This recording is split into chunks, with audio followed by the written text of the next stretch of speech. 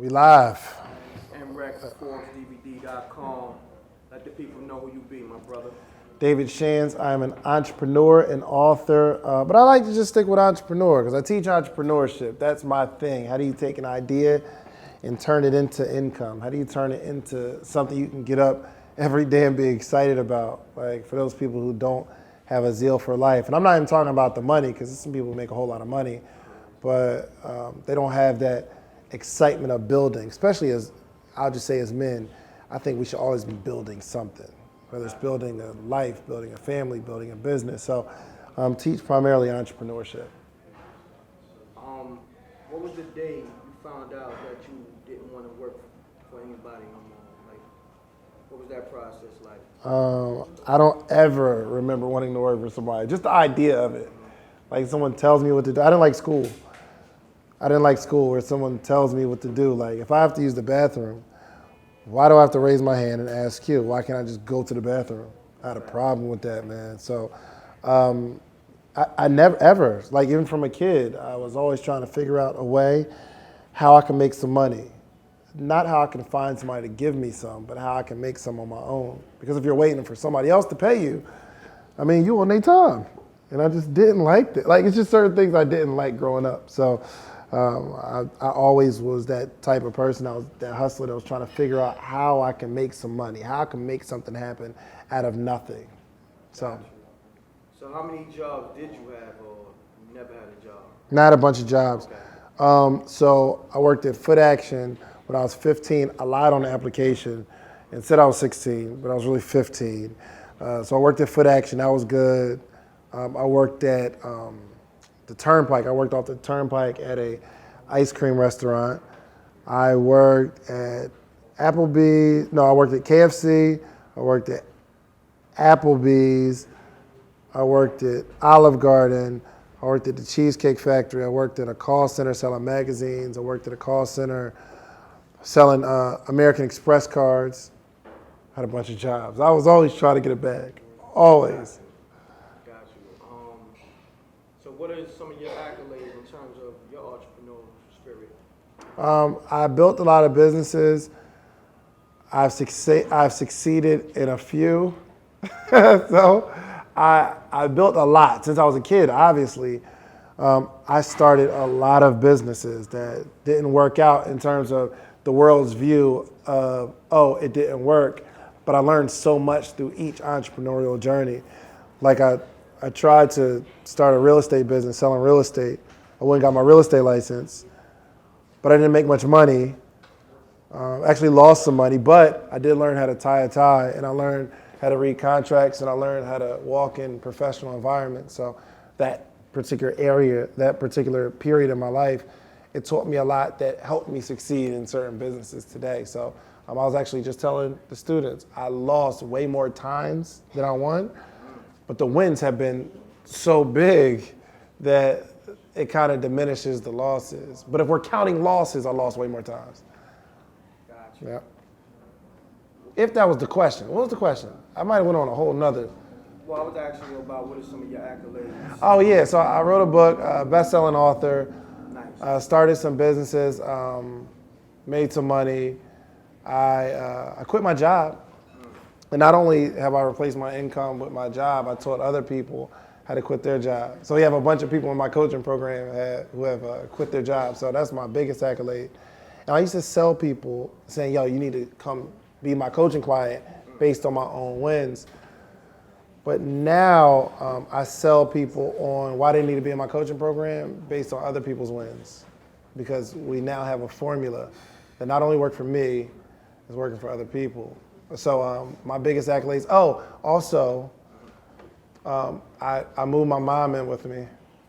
So the step was, Your mom in with you? absolutely. Wow. So my goal was, I want to buy my mom a house. I want to take care of like her rent. I want to make sure she can live somewhere for free. But it didn't get to the point where I could buy my mom a house. But I said, okay, you know what? Don't worry about your rent. I'll get something bigger and I'll just take care of it. You don't have to, listen, you don't have to worry about no bills. So that's a huge win for me. Yeah. That's a big win. Yeah. Big win. What's the next, I guess, step for you? Like, as an entrepreneur, I know you always got the wheels turning. So what's the next step for you? Huge conference. I'm on a tour right now where I just go city to city building my brand. I ain't got no sponsorships.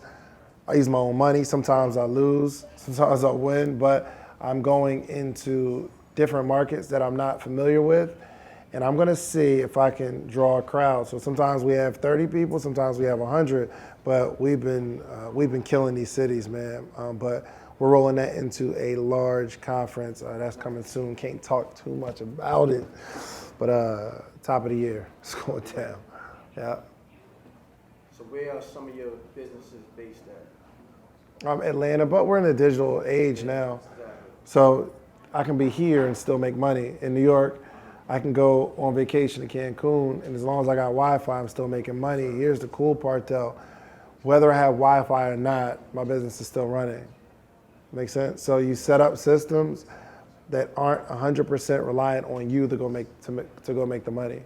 So as an entrepreneur, first step is to figure out a way to make some money. The next step is to figure out a way to make money without making the money.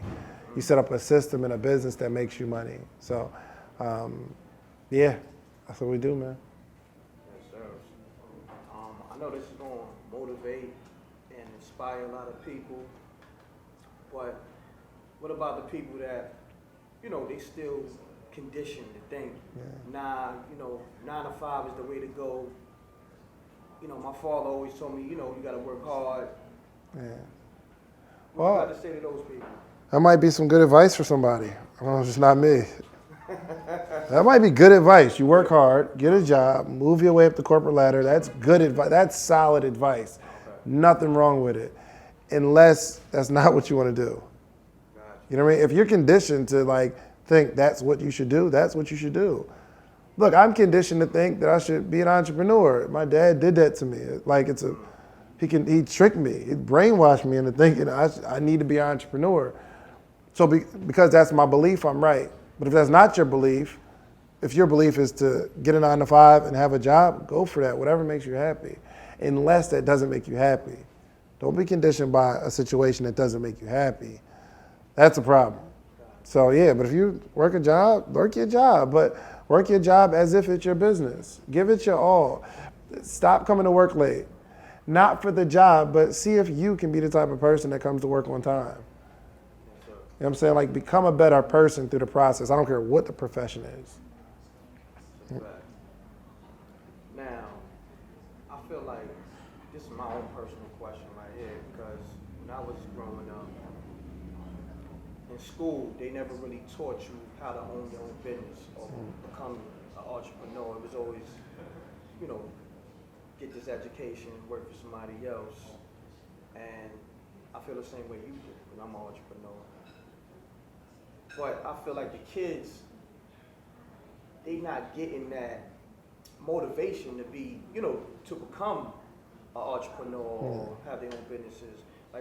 What can you say to them to motivate them?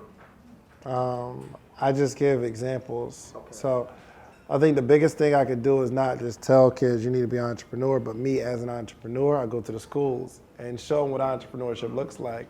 Or I'll bring other entrepreneurs to the school so they can see me and 5 other people who are also entrepreneurs, because they probably never seen that before. They probably never seen 5 fairly young individuals that run their own business and can come to their school in the middle of the day because we don't have to go to work. If you don't see it, you don't think it's an option.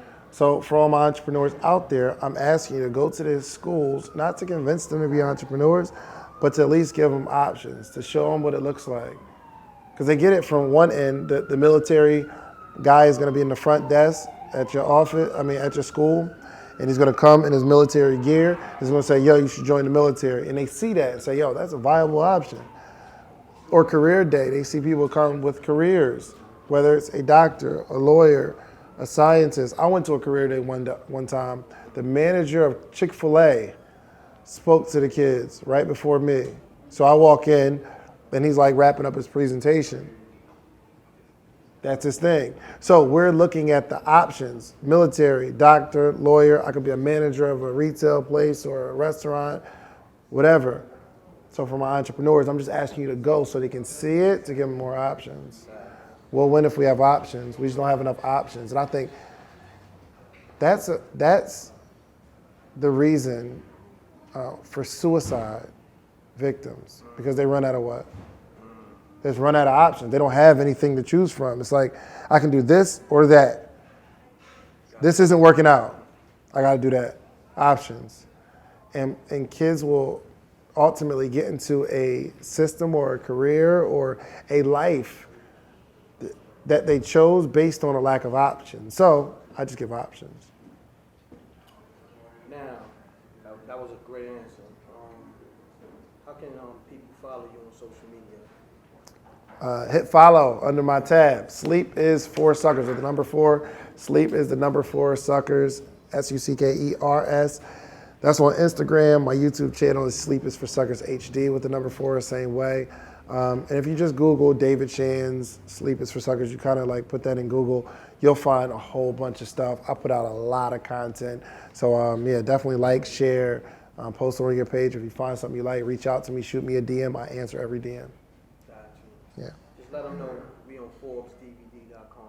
We on ForbesDVD.com. Man, listen, I was rocking with Forbes DVD since they were DVDs.